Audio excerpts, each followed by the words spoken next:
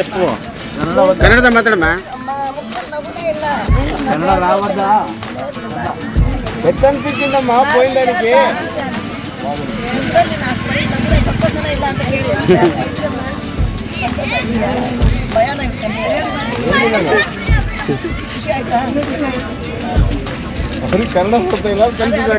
ಹಂಪಿ ಉತ್ಸವದ ಹಿನ್ನೆಲೆ ಹಂಪಿಯಲ್ಲಿ 3 ದಿನಗಳ ಕಾಲ ಸೇವೆ ಸಲ್ಲಿಸಿದ 134 ಜನ ಪೌರ ಕಾರ್ಮಿಕರಿಗೆ ಹಂಪಿ ಬೈ ಸ್ಕೈ ಯೋಜನೆಯಡಿ ಹೆಲಿಕಾಪ್ಟರ್ನಲ್ಲಿ ಹಂಪಿ ನೋಡುವ ಅವಕಾಶ ಕಲ್ಪಿಸಲಾಗಿದೆ.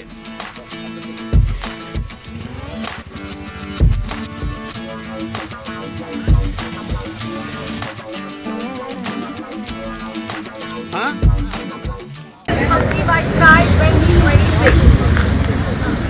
Avros is doing this for the first time, and first time they are giving 125 karmikas from the government. Para karmikas. And all of them are going to fly, and the government and Avros is helping them to do it. And this is something I think for the first time these people are going to sit in helicopter and see Hampi by Sky, and it's going to be a different level for them, and they will remember this throughout their life. I hope we'll do it next year also. Big applause for the hard work they've done during the Hampi Utsav. Good morning everybody. Hampi Utsav we finished yesterday. We finished Hampi Utsav for 3 days. It was a grand success, and these Paura Karmikas cleaned our city Hampi very nicely. They did their job excellently. So Government of Karnataka and we district administration appreciate their work. So for that appreciation, we are taking them a ride Hampi by Sky today. I think all are happy for this ride. ಶಾಸಕ ಗವಿಯಪ್ಪ 1 ಲಕ್ಷ ಧನ ಸಹಾಯ ಮಾಡಿದ್ದಾರೆ. ಉಳಿದ ಹಣವನ್ನ ಜಿಲ್ಲಾಡಳಿತದಿಂದ ನೀಡಿದೆ. 134 ಪೌರ ಕಾರ್ಮಿಕರು ಕೂಡ್ಲಿಗಿ, ಹೊಸಪೇಟೆ, ಹಡಗಲಿ, ಹರಪನಹಳ್ಳಿಯಿಂದ ಹಂಪಿ ಉತ್ಸವಕ್ಕೆ ಸ್ವಚ್ಛತೆಗೆ ಆಗಮಿಸಿದ್ರು. ಇನ್ನು ಉಚಿತವಾಗಿ ಹೆಲಿಕಾಪ್ಟರ್ನಲ್ಲಿ ಆಗಸದಲ್ಲಿ ಹಂಪಿ ನೋಡುವುದಕ್ಕೆ ಅವಕಾಶ ಕಲ್ಪಿಸಿದ್ರಿಂದ ಪೌರ ಕಾರ್ಮಿಕರ ಸಂತಸ ವ್ಯಕ್ತಪಡಿಸಿದ್ರು. ಇದಕ್ಕಿಂತ ದೊಡ್ಡ ಸ್ಥಿತಿ ಯಾವುದೂ ಇಲ್ಲ.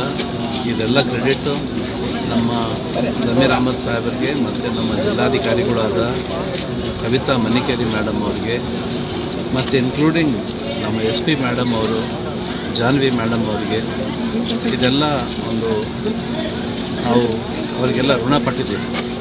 ಯಾಕಂದರೆ ಇಷ್ಟು ದೊಡ್ಡ ಕಾರ್ಯಕ್ರಮ ಒಂದು ಇನ್ಸ್ಟೆಂಟ್ ಕೆಟ್ಟದ್ದು ಯಾವುದೋ ಆಗ್ದಂಗೆ ಅವರೆಲ್ಲ ನಡೆಸ್ಕೊಟ್ಟಿದ್ದಾರಲ್ಲ, ಭಾಳ ದೊಡ್ಡದು. ನಮ್ಮ ಜನರಿಗೆಲ್ಲ ನಮ್ಮ ಕ್ಷೇತ್ರದ ಜನ ಮತ್ತು 3 ಜಿಲ್ಲೆ ಜನಕ್ಕೆಲ್ಲ ಅನುಕೂಲ ಕೂಡ ಮಾಡಿಕೊಟ್ಟಿದ್ದಾರೆ. ಹಾಗಾಗಿ ಅವರಿಗೆಲ್ಲ ವಂದನೆಗಳು ನಾನು ತಿಳಿಸ್ತಾ ಇದ್ದೀನಿ.